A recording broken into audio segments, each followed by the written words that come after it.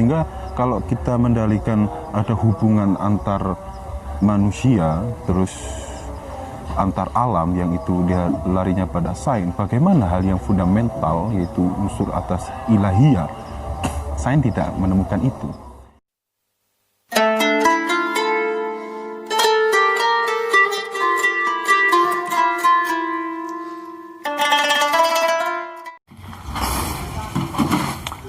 Assalamualaikum warahmatullahi wabarakatuh.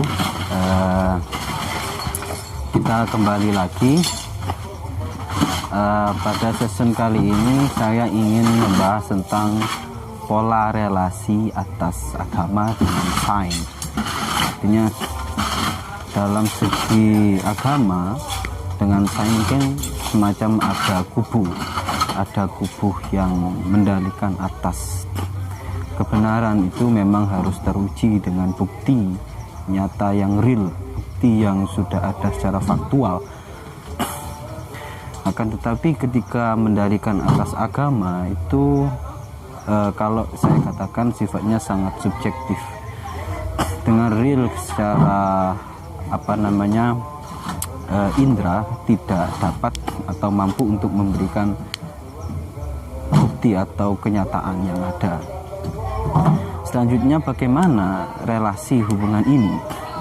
Sebelum itu dalam segi pola atas sains adalah bersifat secara empirik dan positivisme. Maka segala sesuatu itu mampu untuk didalihkan secara empirik ada. Berbeda ketika mendalihkan atas agama. Dalih atas ini adalah agama memiliki dasar sifat yang dia terima adalah sifat secara doktrinal, maka mendalihkannya tidak pada bukti tetapi hati. Kalau saya gambarkan dasar atas keimanan dalam hati, domainnya akan ke situ. Terus bagaimana ini atas sains yang sudah cepat dan lebih hingga itu ada orang-orang yang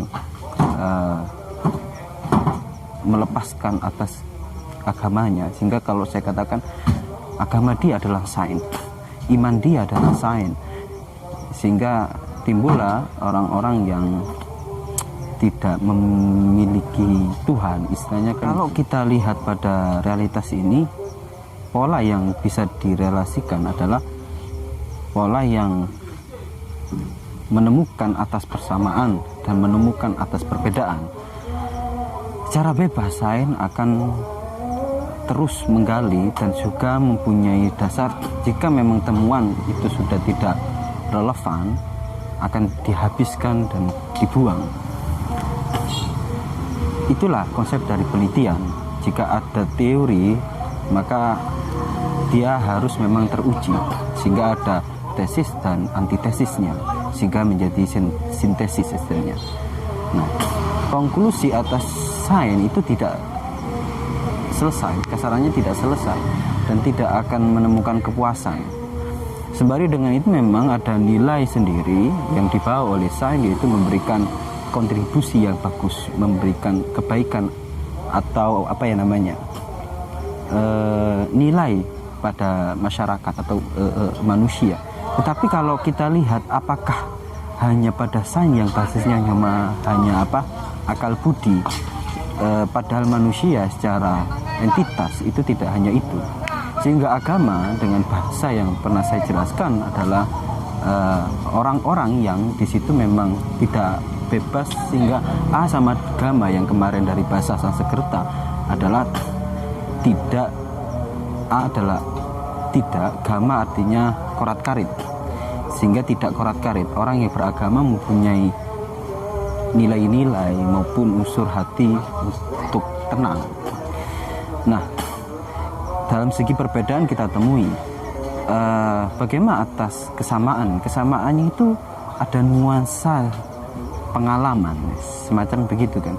Kalau lihat pada nilai sains itu memang juga dibawa atas nilai-nilai paradigma sendiri, mungkin sifatnya itu sekuler, terus bebas dengan kebebasannya, dan agama juga mempunyai tendensi untuk ketaatan yang sudah ada landasan secara wahyuistik.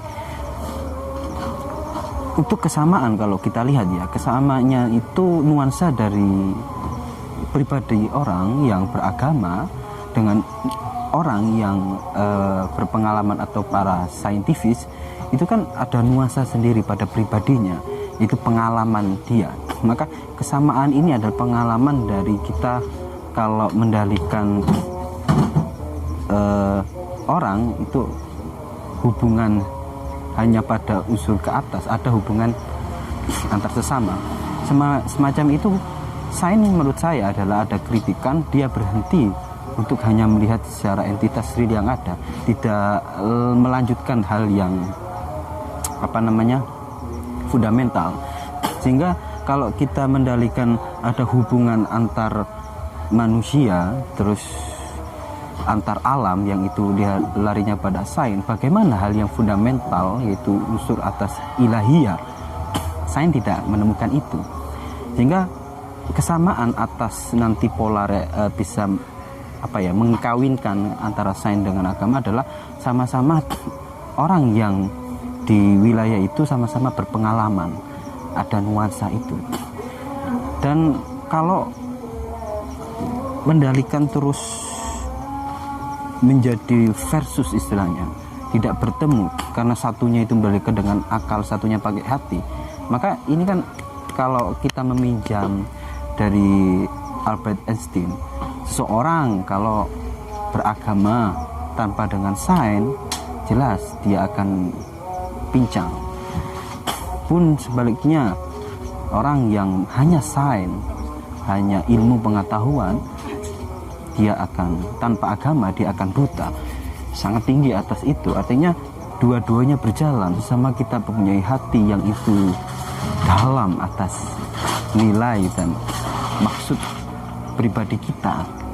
Tetapi kalau akal di bumi hanguskan sehingga hanya hati, sangat pincang terasa kan dari gambar itu. Pun itu orang yang sains saja hingga lupa, dia akan gersang dalam hati karena agama menuntun dia pada nilai-nilai yang mampu untuk bisa hidup. Nah, di sini relasi antar pola dua kubu ini bisa bersamaan, artinya saling melengkapi. Karena dalam nilai agama apakah perlu, apakah sains perlu? Karena juga kalau kita dalam sisi furu'iyah kan hukum juga akan menerima perubahan zaman, perubahan waktu, perubahan tempat, sehingga nilai yang kita dapat adalah agama menjadi inti, yang kemarin sudah saya jelaskan, menjadi inti atau menjadi world view yang nanti membimbing. Dan alat sebagai pembantu ada sains dan ilmu yang lainnya, karena agama menjadi inti yang itu. Kalau kita umpamakan manusia adalah ada yang pada hati ini kan, ketika kita membahasakan, Nabi sudah membahas tentang hati yang itu tidak secara bentuk biologis tapi maknawi, itu akan berubah, maka perlu adanya pemahaman atas agama menjadi inti, karena itu mempunyai dasar untuk ketenangan. Tetapi kalau kita lepas untuk ilmu pengetahuan, kita ketahui nanti kita akan tergerus oleh zaman.